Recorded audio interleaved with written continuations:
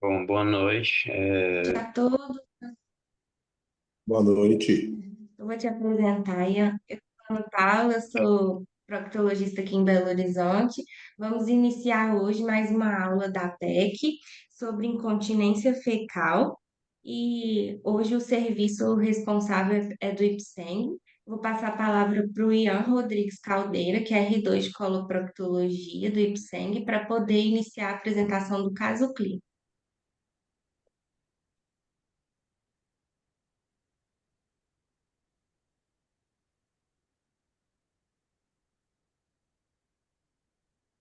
Agora tá certinho, viu, Ian?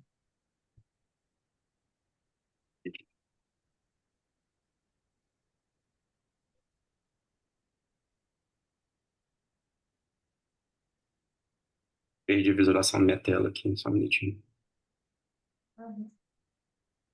A gente tá vendo a tela, Eu que perdi a visualização dela. entende?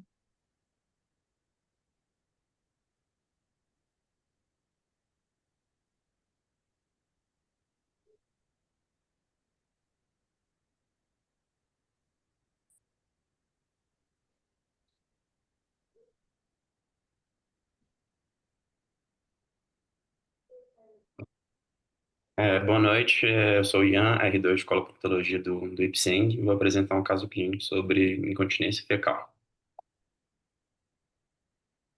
Bom, identificação da paciente ILAS, sexo feminino, 57 anos. Como história pregressa, ela tem duas gestações, um parto normal, com necessidade de uso de fórceps e episiotomia aos 34 anos, e uma cesariana, com 0 abortos. De comorbidades, ela tem hipotireoidismo e dislipidemia, e fazia medicações de uso contínuo, levotiroxina e simvastatina, sem nenhum histórico de alergias. Bom, em junho de 2023, ela procurou atendimento ambulatorial com uma queixa principal, né, de escape fecal recorrente, associado a prejuízo de realização de tarefas do cotidiano e dificuldade de convivência social, até por medo de eventos constrangedores, o que impactava significativamente na qualidade de vida. Ela referia também boa ingesta de fibras e fezes habitualmente bem formadas, negava um quadro de diarreia crônica, né? Também referiu uma incontinência urinária de esforço. Ela já tinha uma coloscopia recente, feita em 2022, que foi até o terminal, com preparo adequado, sendo identificados apenas divertículos cólicos sem complicação. Perdão.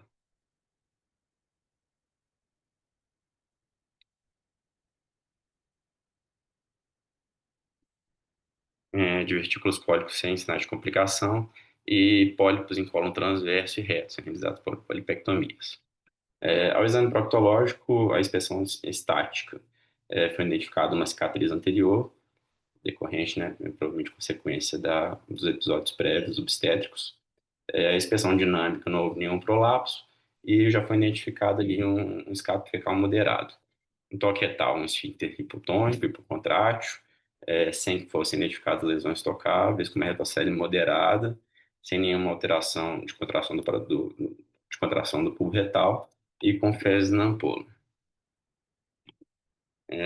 Como tratamentos previamente propostos para esse quadro que foi evoluindo ao longo dos anos, em 2021 ela foi submetida a uma perinoplastia associada a uma esfincterotomia e já vinha há um mês em sessões de biofeedback. Nesse período, né, ela chegou a apresentar momentos de melhora parcial, mas progressivamente foi evoluindo com declínio clínico e piora das principais queixas, que mantinha ainda um impacto relevante do quadro geral na qualidade de vida dela.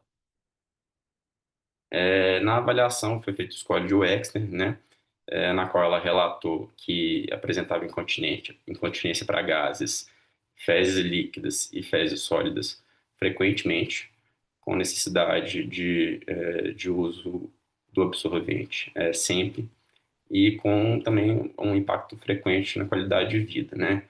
O que acabou gerando um score de 16, né? Que classificaria essa incontinência dela como uma incontinência grave. Como propedêutica complementar ainda nessa conduta inicial da primeira consulta no ambulatório, foram solicitados uma ultrassonografia endoanal e uma manometria no retal. O ultrassom, a princípio, foi descrito um desconforto, uma dor na região anterior do aparelho, na topografia de onde havia a, a cicatriz da episiotomia, e densidade esfinteriana dentro dos limites da normalidade. A manometria, que foi feita em julho de 2023, demonstrou ali, já em repouso, né, uma hipotonia do esfíncter. Além disso, nas fases voluntárias do teste, ela demonstrou uma hipocontratilidade e uma força de contração voluntária reduzida, né? Além disso, ela apresentou um reflexo da tosse negativo, demonstrando que havia ali uma falha de comprometimento da integridade neuromuscular, somente do músculo esfíncter interno, né? A sensibilidade retal estava preservada, nenhuma assíntota esfinteriana alterada, e, além disso, foi identificada ali uma simetria, uma regularidade no esfíncter anal externo. Foi optado, então, é, diante já de um quadro refratário, por uma opção de tratamento com estimulação nervosa sacral, sendo programada, né, em duas etapas. A etapa teste foi feita em 22 de novembro de 2023, no qual foi implantado um eletrodo em S3 com gerador externo, né? Programado retorno ambulatorial após 3 semanas para avaliação da resposta clínica ao teste. Então, o score de Wexner para essa paciente após o implante, no caso de incontinência para gases, ela ainda relatou uma incontinência de vez em quando, né, rara. Para fezes líquidas e fezes sólidas, relatou que não houve mais nenhum episódio de incontinência, né? Relatou que até que por própria insegurança ainda eventualmente chegou a usar o protetor e também muito provavelmente relacionado a todas essas questões prévias também ainda relata algum impacto na qualidade de vida, mas ainda muito reduzido, né? Foi considerado que o tratamento foi efetivo e foi programado o procedimento definitivo, que foi realizado em janeiro de 2024 com o implante do gerador definitivo.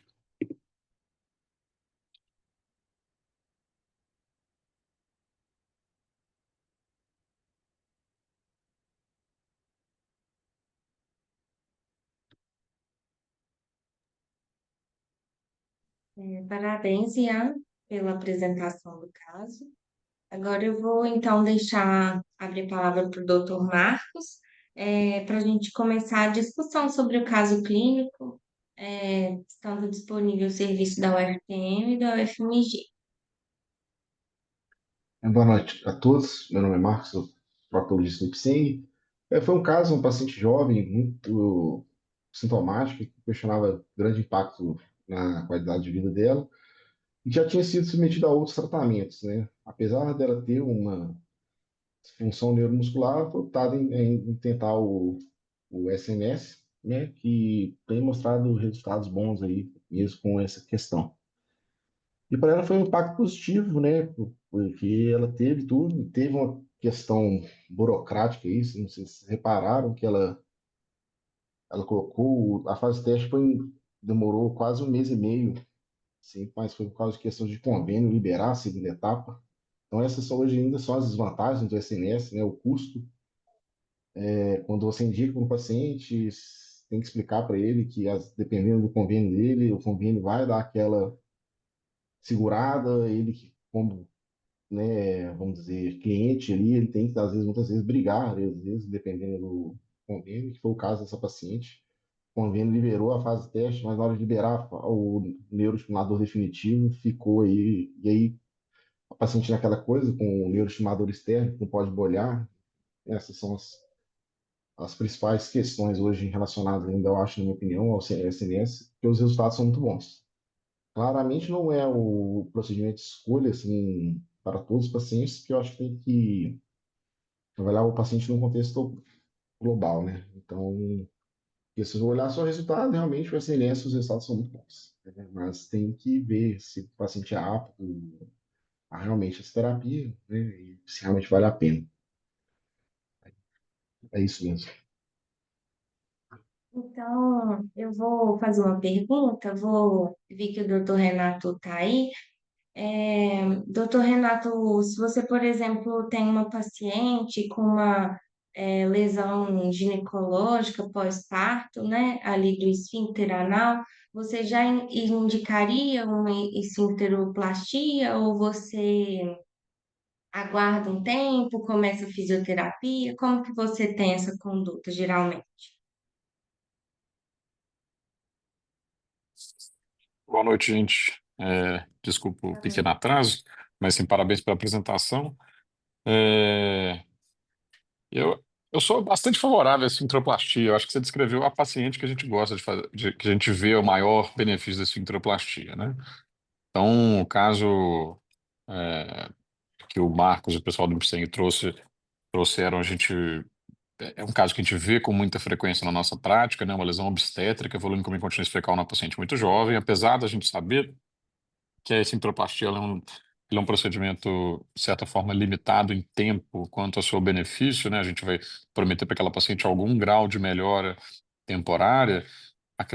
Normalmente ele é um procedimento muito bem visto, porque essas pacientes às vezes elas têm alguns defeitos perineais em função da lesão obstétrica, né? Frequentemente, às vezes a gente tem um corpo perineal muito curto, que pode até predispor a outros sintomas de ectrópio de mucosa, aquela umidade local, não só da incontinência, não só atribuídos à incontinência fecal em si. Por rotina, essas pacientes com lesão obstétrica ou algum trauma perineal evoluindo com incontinência fecal, a gente estuda com o exame de ultrassonografia endoanal. A gente tem a indicação da esfincteroplastia quando a gente tem defeitos do esfíncter externo de até 120 graus na circunferência. Quando esse defeito é maior do que isso, a dificuldade técnica do procedimento e o risco de isquemia dos braços do esfíncter anal externo é muito maior, e a gente tem resultados ainda piores, né? É, mas eu te falo que apesar da gente, desse ser o protótipo da gente falado sobre o tratamento cirúrgico como esfincteroplastia, a gente tem que sempre lembrar do tratamento clínico, né? Então, a maioria dos nossos pacientes, infelizmente, não vão ser pacientes jovens com lesões há pouco tempo. A maioria dos pacientes são pacientes idosos e que não são boas candidatas, ou acredito que não sejam as melhores candidatas para uma esfincteroplastia, uma vez que é uma incontinência fecal multifatorial, apesar de às vezes ter uma relação com lesão de esfíncter. E o tratamento conservador, a gente inclui formador de bolo fecal, ou antidiarreico, loperamida, alguma coisa, e a fisioterapia. E mais recentemente, especialmente depois da nossa experiência no HC, a gente vem utilizando em alguns casos até mesmo irrigação intestinal como um tratamento não operatório, né? Não sei qual que é a experiência das outras pessoas. É, e eu queria, Essa na questão verdade, da irrigação, depois se você puder falar mais para a gente, eu vejo também atuação no tratamento de LAS, né? sim, sim. E realmente eu não tenho essa vivência, não. Nossa, ó, isso é um tipo de tratamento que a Kelly Buzzati, ela trouxe depois que ela foi para a Dinamarca em 2016, que é um tipo de tratamento que ele é muito mais aceito na Europa, né? Você vê que vai ter quase nenhum trabalho sobre irrigação americana, mas mais trabalhos europeus, que é uma irrigação retrógrada. Igual na pediatria, de vez em quando a gente vê aquele procedimento de Malone, da irrigação anterógrada em alguns pacientes às vezes com agenesia, com aqueles sprung, né, aqueles megacolos e tudo mais. A irrigação retrógrada é uma lavagem. É uma coisa que quase que todos os pacientes com incontinência ou pacientes com Lars grave, eles instintivamente fazem. Eles voltam a fazer e falam assim, doutor, eu estou usando aquele frasquinho do Flit Enema, ou estou pegando uma perinha, ou estou pegando um chuveirinho e faço uma limpeza antes de eu sair de casa. Como se fosse um enema, uma lavagem, assim, para dar uma, uma liberdade naquele momento. E a irrigação intestinal é você utilizar um aparelho específico para irrigação intestinal. A gente adapta aquele mesmo aparelho de irrigação de ostomia, que é o aprovado pela Anvisa no Brasil. A gente não tem aprovação do aparelho de irrigação endoanal, que é o Peristim. No Brasil, algumas pessoas importam, compram e tudo mais, mas ele não tem aprovação para comercialização. E essa pessoa faz um protocolo de treinamento para irrigação intestinal.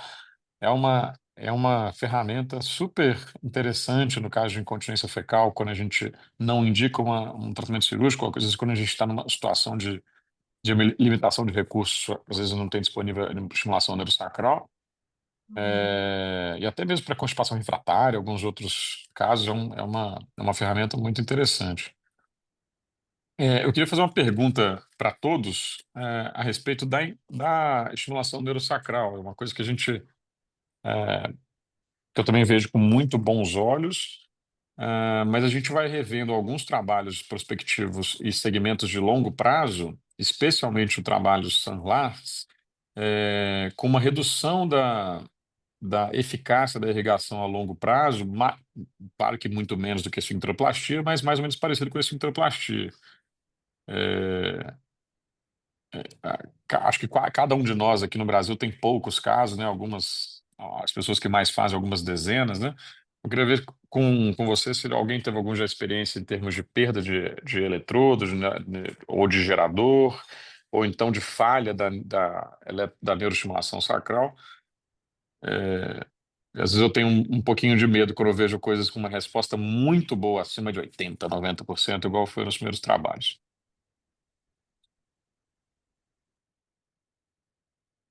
Eu não tive experiência pessoal, tá? Mas pessoas da minha equipe tiveram dificuldade, sim, nessa fase inicial, principalmente com o paciente retornando várias vezes no consultório para regular o aparelhinho. E aí tinha algumas sensibilidades, como se fosse parestesia, e aí voltava, e tinha que aumentar, diminuir. Para poder estimular a sensibilidade, e alguns teve um caso que o paciente não tolerou. E aí a gente não implantou o definitivo. Só digo isso porque saiu o segmento de 10 anos do Sunlars, que é um estudo randomizado europeu sobre neuroestimulador, que eles descrevem uma perda. Quase 30% dos pacientes retiraram o neuroestimulador em 10 anos. Não é nem troca de gerador. Eles retiraram, eles desligaram, retiraram o eletrodo. Foi um número que me assustou, assim, eu falei, calma aí, 30%, né? Mas eles É, optaram por tirar por não ter tolerado, por, né? por N Isso. motivos, mas a maioria das vezes por perda de função. Ah, entendi. É, E eu, assim, apesar de ser um tipo de tratamento muito interessante, a gente hoje tem uma limitação muito grande para indicação, né? Acho que mais pessoas queriam indicar mais vezes, a gente não tem, igual o Marcos falou, pacientes com 1 mês e meio com eletrotemporário, né? Eu só fiz uma vez um neuroestimulador em pacientes meus, mas eu auxilio muito a Kelly, que tem bastantes casos. Eu sei de 2 casos que tiveram retirada de eletrodo, um deles pós-trauma, que o paciente ele teve uma extrusão do eletrodo e o outro paciente que teve uma ojeriza do eletrodo na fase teste. Ela falou: Nossa, pelo amor de Deus, não quero ter nada no meu corpo, tira isso de mim agora. Isso. Foi nem por falha, mas ela voltou. Então, assim, de vez em quando tem algumas coisas diferentes.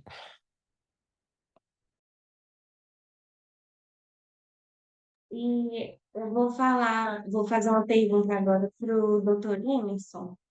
Na UFTM, na minha residência, o nosso chefe, ele tinha costume de usar um preenchedor que chamava Durasfi. Você lembra, doutor Emerson? Lembro de usar aqueles preenchimentos. Isso, para quando tinha, precisava desse preenchimento, e eu fiquei sabendo, o doutor Luciano falou que não estava mais conseguindo encontrar o Durasfi.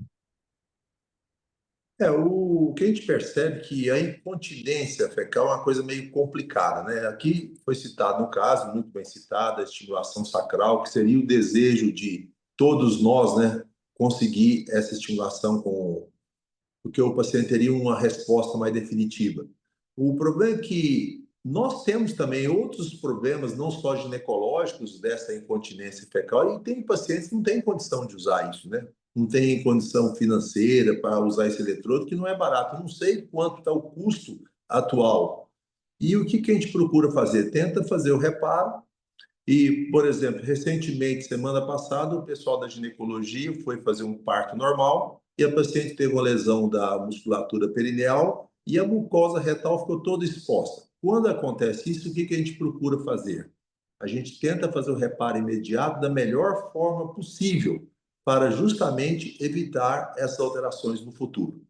E eu gostaria também de devolver uma pergunta para o pessoal aí, que na experiência de vocês, obviamente, nas mulheres quando dão à luz, vocês têm visto mais a incontinência fecal quando se faz a episiotomia, ou seja, aquele corte direcionado, ou quando deixa-se modernamente, como tem muitos médicos, que o parto normal transcorra normalmente e a criança que rompa o períneo do jeito que for. Então, não sei como que é a experiência de vocês nos casos atuais, se tem tido mais incontinência fecal quando se faz a episiotomia e, consequentemente, sutura musculatura, ou quando o parto normal transcorre normalmente. Seria uma coisa que eu gostaria de saber. E depois discutir também incontinência fecal, que acontece independente de parto, com o passar dos anos nas idosas, né, que vai ficando cada vez mais complicada.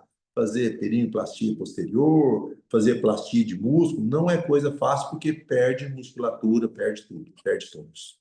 Não é uma coisa que nós, coloproctologistas, gostamos muito de operar, né? Por isso que veio a estimulação sacral justamente para tentar driblar essa etapa da cirurgia.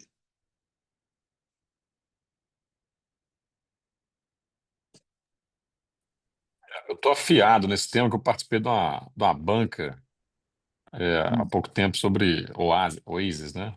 Que é lesão de esfíncter. Até abri aqui rapidinho para dar uma olhada. Segundo o dado da OMS, uma paciente nulípara, então assim, primeira gestação, primeiro parto, a taxa aceitável, segundo a OMS, de laceração perineal é de 40% das nulíparas, com a taxa de lesão obstétrica grau 3 ou grau 4 abaixo de 5%, ou seja, lesão de esfíncter anal ou lesão completa de esfíncter e mucosa anal de até 5%. Eu tenho cuidado para falar, né, por ser homem e a gente não poder ser interpretado de maneira errada, mas eu tenho um cuidado muito grande em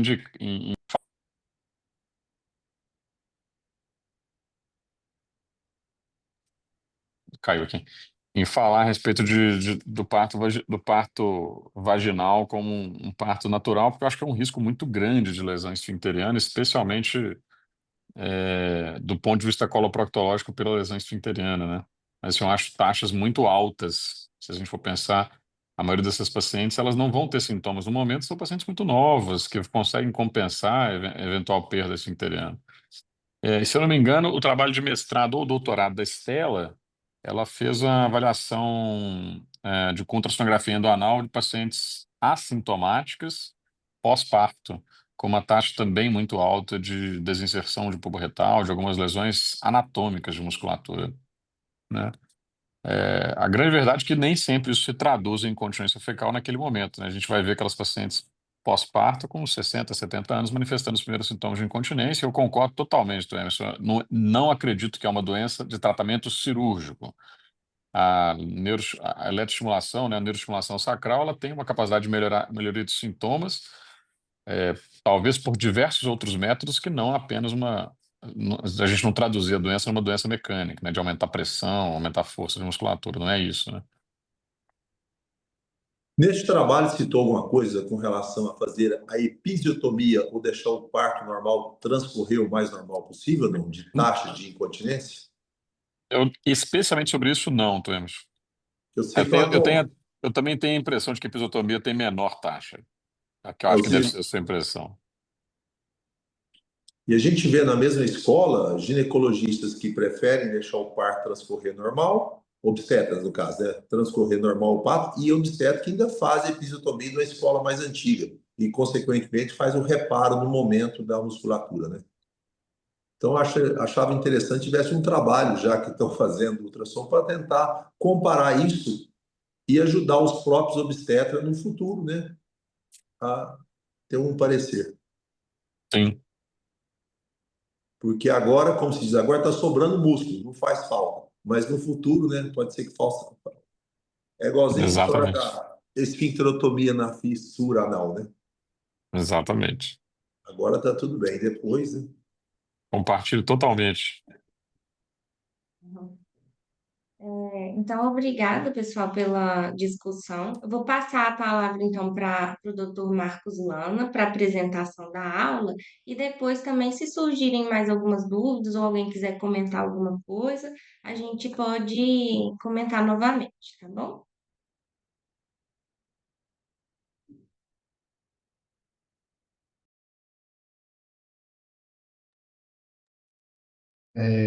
Vamos lá.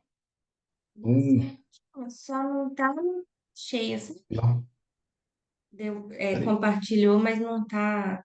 Aí, foi? Isso, deu certinho agora. Então, tá, vou fazer uma aula breve aqui, de mais ou menos resumindo aí tudo que foi discutido. É interessante que a gente vê as pessoas falando e, né, com a aula na cabeça, é interessante que as coisas batem.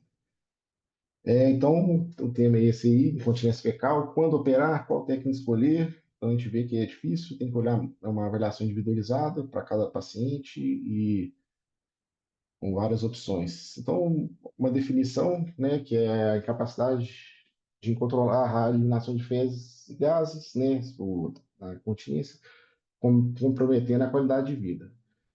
É um distúrbio multifatorial complexo, que não é só aquela barreira física do esfíncter, né? Então, é uma coisa que envolve a continência, a sensibilidade e a capacidade retal, os reflexos, isso tudo.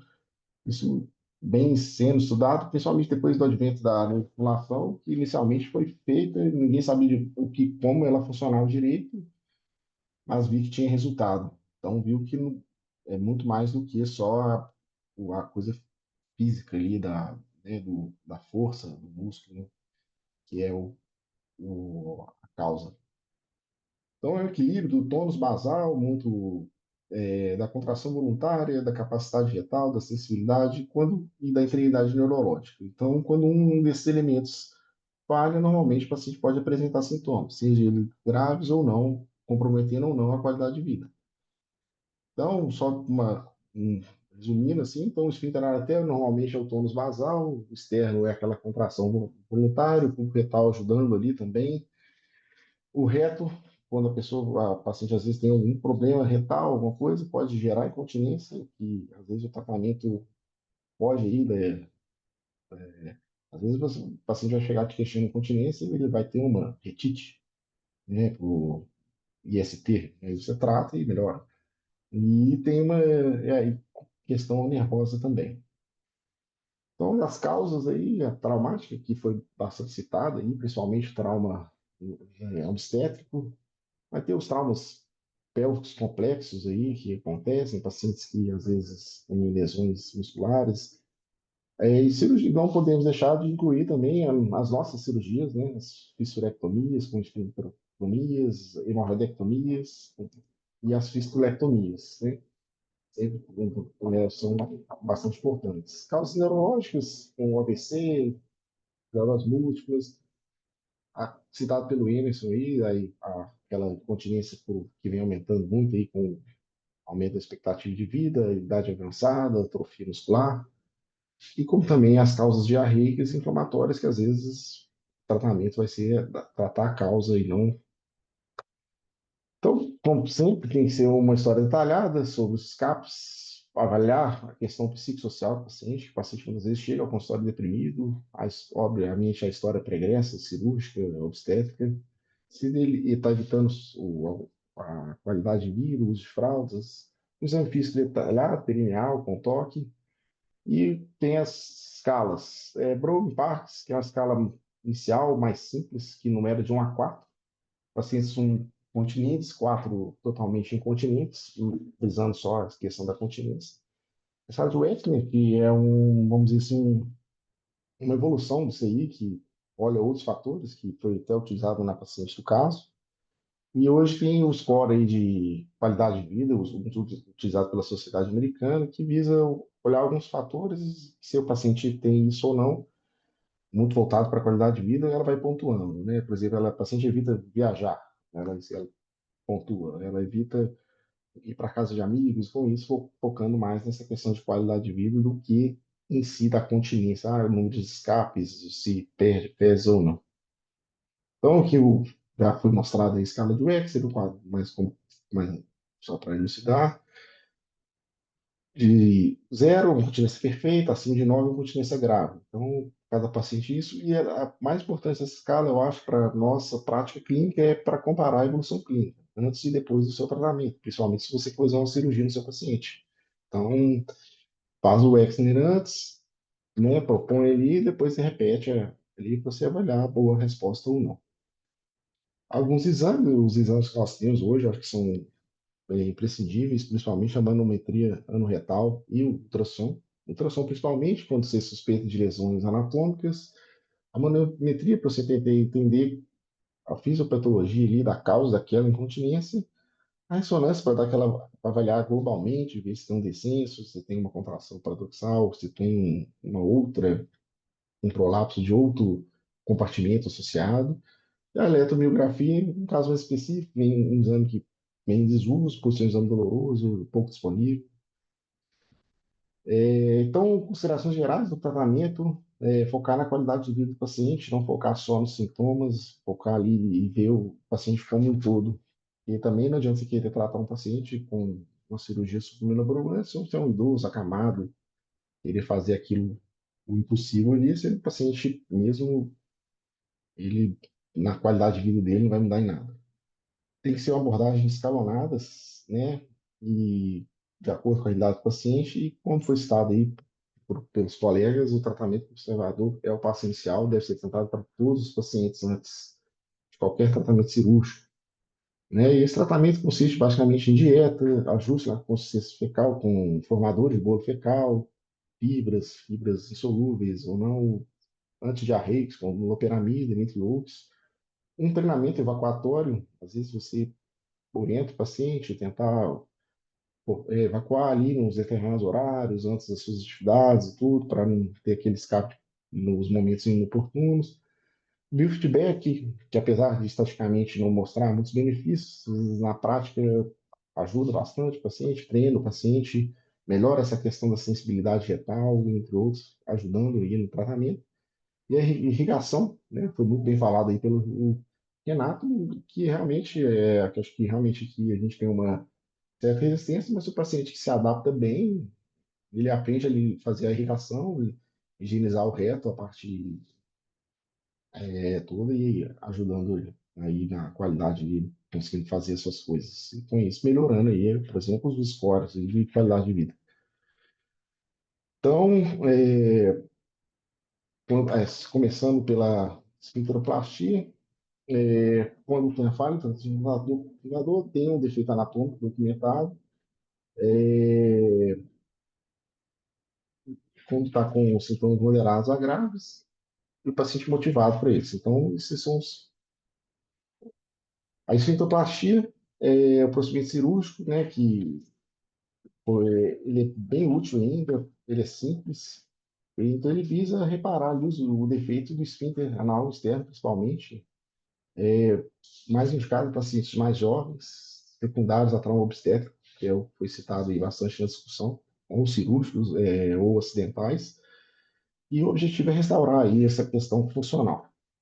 Então, as indicações, como já foi citado aí diversas vezes, pacientes com sintomas significativos, refratários ao tratamento conservador, e pacientes jovens, isso é muito importante, pacientes com reserva muscular, sem neuropatia grave, não adianta querer também fazer uma esfintoplastia no idoso de 80 anos, com diversos defeitos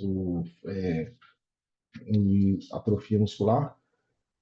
Existem várias esfintoplastias, hoje a gente faz essa de overlapping, que é em sobreposição, e faz um reparo com menor tensão, tem antes de aposição e tudo, mas hoje é praticamente essa aí. A esfintoplastia posterior também tem caído em desuso, hoje tem se utilizado mais a anterior, que tem bons resultados, principalmente nessa questão do trauma obstétrico. Então, os resultados melhoram bastante, os resultados são bons, mas tem essa questão de uma piora progressiva a longo prazo. É uma coisa que deve ser deixar claro para o paciente que isso que ela vai fazer, mas pode ser que com grande chance com o passar do tempo isso vai piorar. Logicamente, lesões isoladas que envolvem apenas um grupo muscular, o resultado é melhor. E pior é quando realmente tem outra coisa associada, né? As complicações são infecções que podem retardar na cicatrização, e infecções mais graves até uma fístula retrovaginal. Mas uma complicação também que mais tardia, às vezes o paciente pode ficar com um pouco de dor, desconforto naquela cicatriz, naquela fibrose anterior aí que fica tudo. Então tem um papel relevante, um procedimento seguro, factível, de baixo custo, eu acho que tem que ainda útil bem na nossa prática. Deve-se tentar ao máximo ali, é difícil a gente conseguir isso na nossa prática, mas os estudos mostram que o reparo mais rápido, né, como o Enzo falou ali, o reparo imediato é o ideal, ou então o quanto antes, mas muitas vezes são pacientes jovens que vão apresentar os sintomas 12 anos depois do parto, ou mais, então isso pode prejudicar até um pouco, mas infelizmente às vezes não tem um diagnóstico precoce da lesão no parto, porque a paciente não apresenta sintomas, porque ela compensa de outra forma. O reparo quanto antes desse defeito, melhora o resultado. Aí, falando um pouco da neuroestimulação, que é a técnica de estimular as raízes sacrais, S3 e S4, o objetivo é melhor controle, fortalecimento, aumento da sensibilidade. Foi um método inicialmente para incontinência urinária, depois, há 30 anos atrás, foi aplicado a consciência fecal, com bons resultados, e com isso foi cada vez aumentando, e hoje tem esse grande alvoroço aí criado até por causa dos resultados, né? Então, mas que esconde algumas dificuldades. Tem uma grande vantagem que é essa questão da fase teste, né? Que, por exemplo, a Ana Paula citou, que o paciente não tolerou, então você, pronto, desiste do método. Então, isso é uma grande vantagem que mesmo aquela paciente que às vezes você não vai, você ela top em fazer o procedimento, você aplica, se realmente der resultado, mantém, se não tira. Hoje se faz uma técnica percutânea, minimamente invasiva, que é conhecida como técnica H, que se usa uma linha na borda medial dos frônios sacrais para localizar ali por fluoroscopia. Então, um procedimento bem rápido, assim, a gente tem alta rápida hospitalar e tudo. E tem uma vantagem também de ter uma reversão e de reprogramação ali do neuroestimulador. Mas tem alto custo, não é disponível ainda em todos os lugares, hoje é mais restrito ainda a grandes centros especializados. Tem é, as pessoas que fazem muito, não tem muitos casos ainda, principalmente aqui no Brasil. Então, é necessário uma equipe treinada para aplicar, fazer o procedimento. Procedimento, assim, quando se conversa dele, parece ser um procedimento simples, mas é cheio de detalhes para quem já fez, participa, ou já não participou. Tem um simples posicionamento do paciente já muda tudo. Se o paciente ficar um pouquinho lateralizado, a imagem na fluoroscopia vai vir prejudicada, com isso atrapalhando um pouco. E tem a desvantagem aí dessa questão da manutenção e substituição do gerador a longo prazo. Então, é basicamente avaliação, indicação do paciente, a fase de teste, 1, 2 semanas você já tem essa resposta e você implanta ou não o neuroestimulador definitivo. Continência fecal já tentado em outros métodos, né, falhas nessas terapêuticas clínicas. Então, dificilmente hoje a gente usa ela como primeira opção, né, até por causa das questões financeiras, né. Mas nada impede de ser a primeira opção. Os resultados são muito bons, assim, os estudos todos vêm com resultados excelentes. Vários pacientes conseguem continência completa, melhorando muito a qualidade de vida. A escala de Wechsler normalmente cai 2 a 6 pontos ou até mais, em média. Complicações do local, do gerador. Essa paciente mesmo que foi citada no trabalho, ela, depois de uns 3 meses, assim, ela começou a questionar que ela voltou às atividades, ela trabalhava numa escola e queixou um pouco de dor local, até fiquei com medo de alguma infecção, tudo, mas no final melhorou ali com o anti-inflamatório, a pessoa. Infecção, por ser ter um corpo estranho, querendo ou não, pode, até um ano depois, né, pode gerar o infeccioso. Alguns pacientes precisam retirar por extrusão ou por outros motivos, e uma complicação é durante a fase de teste e a fase definitiva é a migração do conector, que às vezes o paciente fica com o conector externo, o gerador externo, mas na hora que vai colocar o definitivo não encontra o conector da extensão percutânea. Aí isso é um grande problema. Até esses dias aí eu recebi um e-mail da Medtronic para assinar uma coisa, que eles orientando sobre isso, que foram notificados 34 casos, enfim, não sei se alguém recebeu isso também. Agora, agentes de preenchimento, foi citado aí também, a primeira experiência aí foi com gordura autógena, fazia lipoaspiração, mas tinha essas outras complicações. Hoje, o silicone, o carbono pirolítico são os mais utilizados. Tem um espaço ali, né, uma incontinência mais leve, especialmente quando é aquela, alguns autores falam, aquela incontinência passiva, o paciente que perde sem ver, principalmente de lesões isoladas ali do esfíncter interno. Uma injeção na submucosa ou ali entre a submucosa e o esfíncter interno, e você praticamente preenche ali, melhorando ali aquele controle ali, o tônus basal.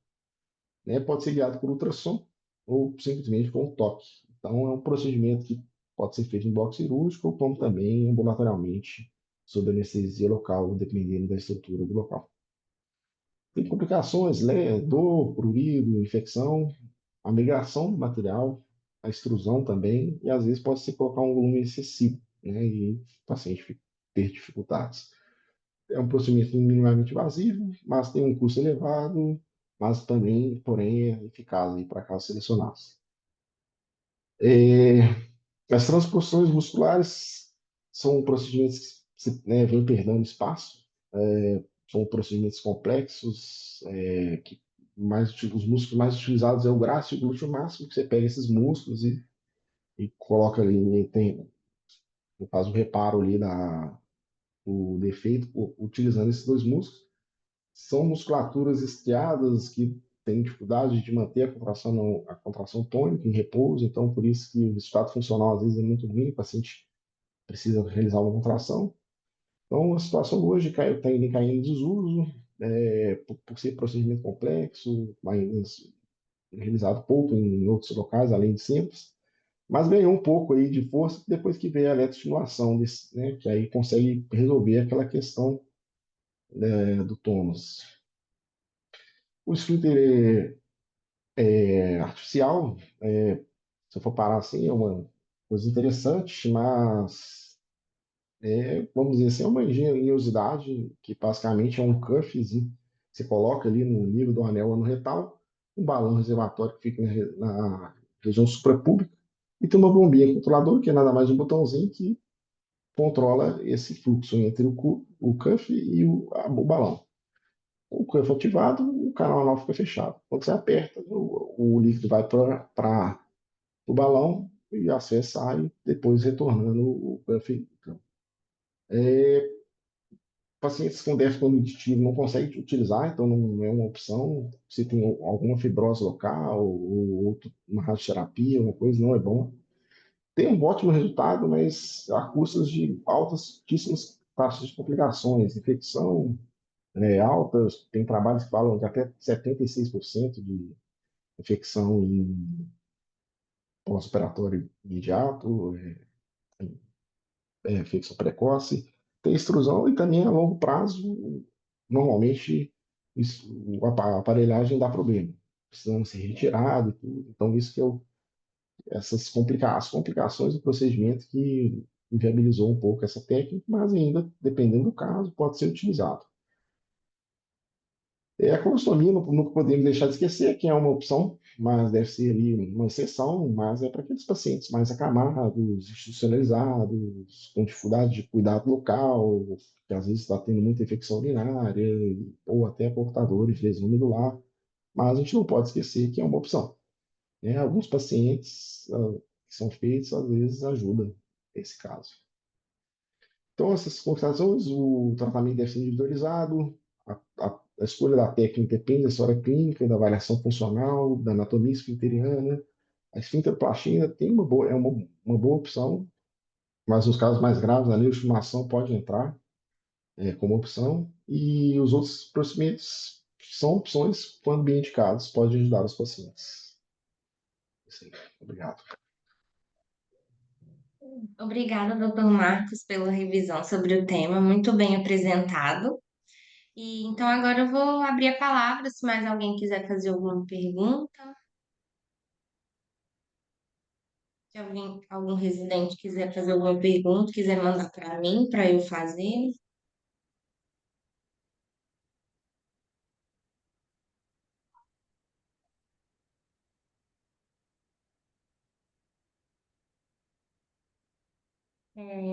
Estou vendo aí doutor Hélio, o presidente da nossa Sociedade Mineira, obrigada pela participação aqui. E essa semana eu estava conversando com ele sobre a gente definir a data para apresentação dos TCCs dos residentes. E aí a gente definiu dia 24 e 25 de fevereiro, vou deixar lá no grupo para vocês.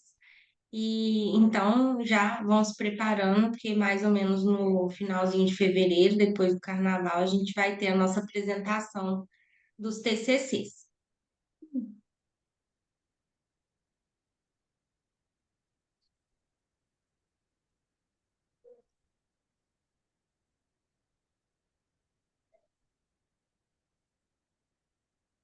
Não temos mais nenhuma dúvida. Você quer falar alguma coisa, Hélio? Parabenizar aí o Marcos e o Ian pela apresentação, os comentários também, gostei. E só reforçar isso aí, a gente está escolhendo 2 avaliadores para o TCC, ainda não fiz os convites, então não dá para anunciar. E todo mundo deixar o TCC pronto antes do carnaval, né? Porque é na semana seguinte Uhum. a apresentação. Então é isso. Muito obrigada pela participação de todos. Eu vou deixar disponível a aula no YouTube para quem quiser reassistir.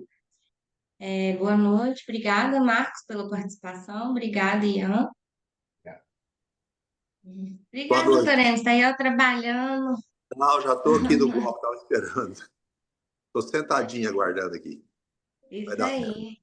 Aprendi muito Boa hoje, hein? cirurgia para o senhor. Obrigado, Oi? aprendi muito, hein? Aprendi Foi muito hoje.